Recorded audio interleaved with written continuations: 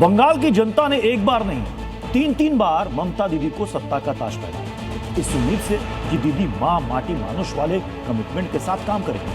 लेकिन सत्ता में रहते ना केवल दीदी इस बात को भूल गई, बल्कि भाईपो यानी कि उनके भतीजे अभिषेक बनर्जी भी भूल गए कि सत्ता परमानेंट नहीं रहती।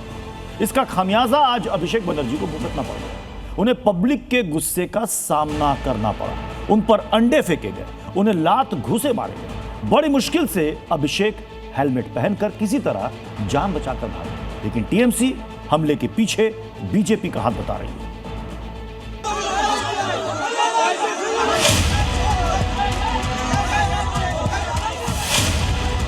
पूरे बंगाल में जिसका सिक्का चलता था, आज उस पर थप्पड़। थप्पड़ नंबर 1, थप्पड़ नंबर 2। जिसकी बुआ बंगाल की रानी मानी जाती थी और जो खुद को प्रिंस मानता था, आज उस पर अंडे फेंके गए। अंडे से मार। 15 सालों तक बंगाल में जनता ने जिसके सिर ताज सजाया, सिंहासन पर बैठाया, आज उसी का कपड़ा फाड़ डाला। जिसके इजाजत के बिना बंगाल में एक पत्ता नहीं हिलता था, आज उसके लिए चोर चोर के नारे लगे। एक समय जिस बंगाल में ममता बनर्जी के भतीजे और टीएमसी के राष्ट्रीय महासचिव अभिषेक बनर्जी के शांति निकेतन आवास की फोटो खींचना भी कानूनन जुर्म माना जाता था, आज पूरे देश में टीवी चैनलों पर उसकी पिटाई के वीडियो प्रसारित हो रहे हैं। कपड़ा फटा, चोर चोर के नारे लगे, पहनना पड़ा हेलमेट, भागना पड़ा जान बचाकर। काश अभिषेक बनर्जी को भी सत्ता में रहते याद रहता कि जो आज साहिबे मसनद है, कल नहीं होंगे किराएदार हैं, जाती मकान थोड़ी। बंगाल के भाईपो भूल गए ये बात, तो जिस जनता ने सिर आंखों पर बैठाया, वही जनता अब सिर फोड़ने पर आमादा हो गई। सत्ता की रोशनी में ऐसे स्याह दिनों के बारे में अभिषेक बनर्जी ने कभी सोचा भी नहीं होगा।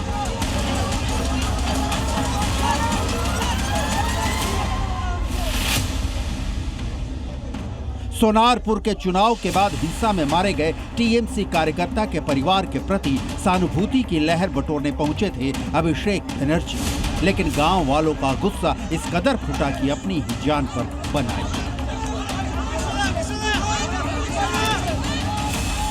अभिषेक बनर्जी की सुरक्षा में तैनात सुरक्षा कर्मियों और स्थानीय पुलिस के उस समय हाथ पांव फूल गए जब भीड़ की तरफ से अंडे फेंके जाने लगे,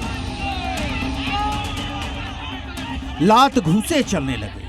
अभिषेक बनर्जी को सुरक्षित घेरे से बाहर निकालने और उनके सिर को चोट से बचाने के लिए सुरक्षा कर्मियों ने आनन फानन में उन्हें हेलमेट पहनाया।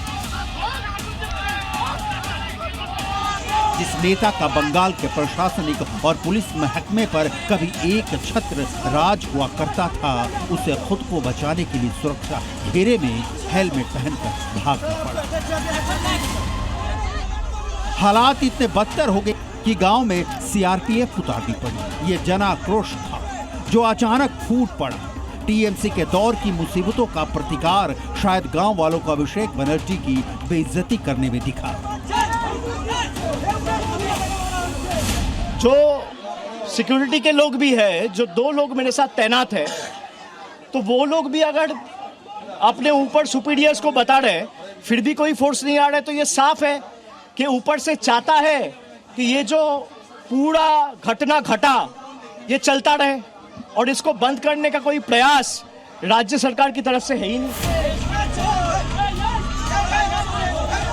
पत्थर मारा गया, ईंट मारा गया। उस दिन अगर जेपी नड्डा जी हमारे राष्ट्रीय अध्यक्ष जी थे, उनके बुलेट प्रूफ कार अगर नहीं होता तो उनका सिर का ये हिस्सा पूरा खून से लहूलुहान हो जाता।